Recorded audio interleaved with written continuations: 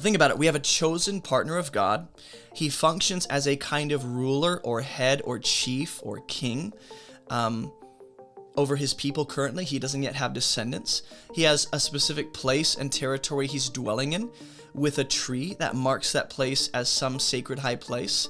So think of all the correlations to Genesis and the Garden of Eden. We have 3 Gentile allies plus Abraham, so that's 4 that are going out of this place to bring a kind of peace or shalom to the surrounding world.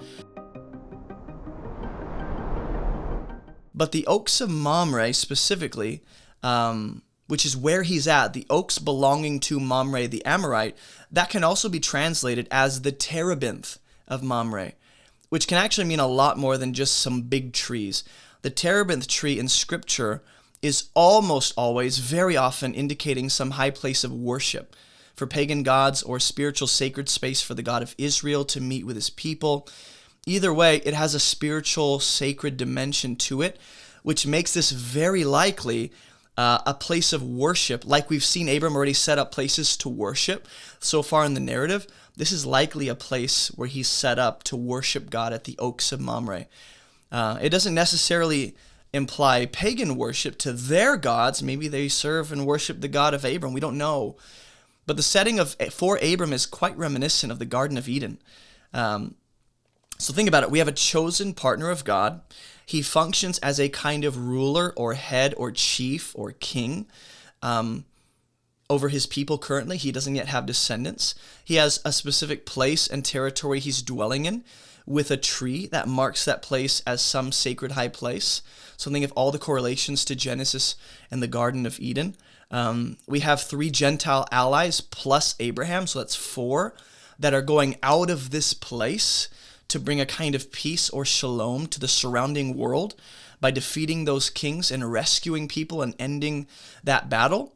And they're rescuing some people that God looks upon with kindness and mercy. So I think when we're thinking about all the correlations to the Genesis narrative with Adam and Eve and the Garden of Eden, this might be, when we think about the 4 kings, or rather 4 people here coming out of this place to kind of function as their own allied kings, this might be a picture of the 4 rivers, and maybe this is a stretch. But if they're going out of that place to bring salvation, at the hand of God, they're bringing peace and shalom to the surrounding chaos around them, then that might be a picture of the 4 rivers that flow out of Eden to bring life and abundance to the surrounding Gentile lands and kingdoms. So this right here, I believe, is a kind of picture of the gospel. There's one chosen, coming from a high sacred place, likely where Abram is, a place of ease and rest, and he comes out of that place to bring rescue and redemption. He defeats the enemies of God. He partners with and equips some unlikely allies. Think of Jesus and his disciples. He rescues one who's been captured and can't do anything about it. That's Lot. Think about Jesus rescuing helpless humanity. So Abram is going to end up defeating some Gentile kings with the help of his 3 Gentile friends. So you're not supposed to see this as Hebrew good, Gentile bad, but it reminds me of Job and his friends for some reason. Maybe there's a connection there. Either way, we see this, you might say, Jewish, Israelite covenant and friendship with Gentiles, going out to help people and bring shalom and peace by defeating some seemingly dirty, rotten kings. So this is, I think, an image also of the fact that Israelites and Gentiles in Christ come together to go and bring the gospel, to bring peace, to bring the good news that brings salvation and redemption and righteousness in Christ.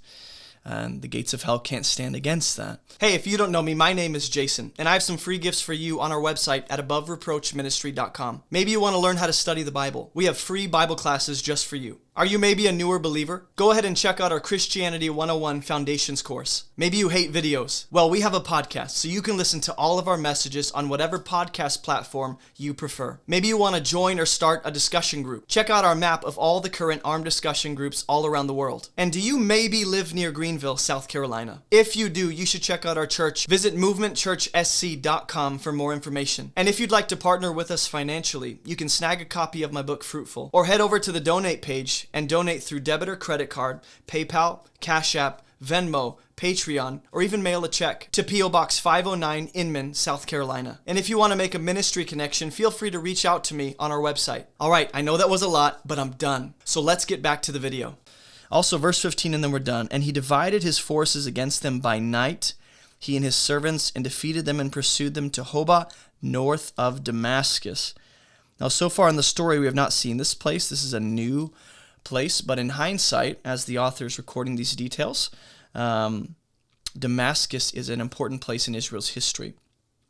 It will end up becoming, if I remember correctly, no, I'm actually going to hold that thought.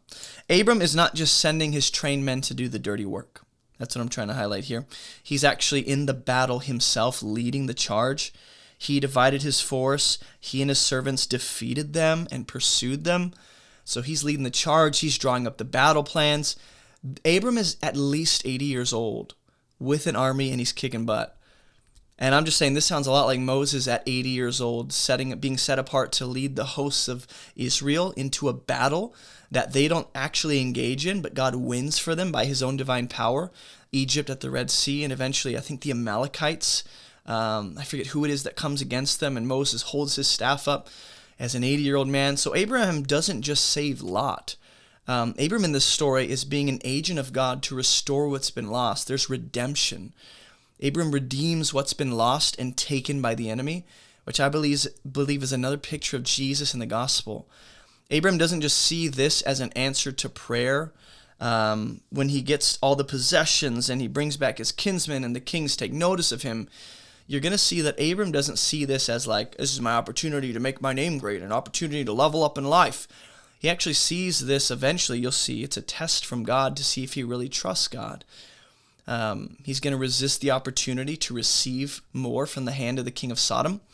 And God keeps saying he's going to give Abram what he's promised. And as Abram is in this waiting period, you'll see throughout the Abraham story, along the way, as God is waiting to give the promises and fulfill those, Abram keeps having to give something up and let an opportunity pass him by as he keeps looking to God's hand for promises and provision. Abraham is his own kingly chief warrior head figure here, waiting on the promises of God, trusting and resting in what God has said he's going to do. So I see a lot of Jesus in this passage, especially as Abraham being the patriarch of the faith, and Jesus having connections to Abraham beyond this story. So let me know your thoughts in the comments.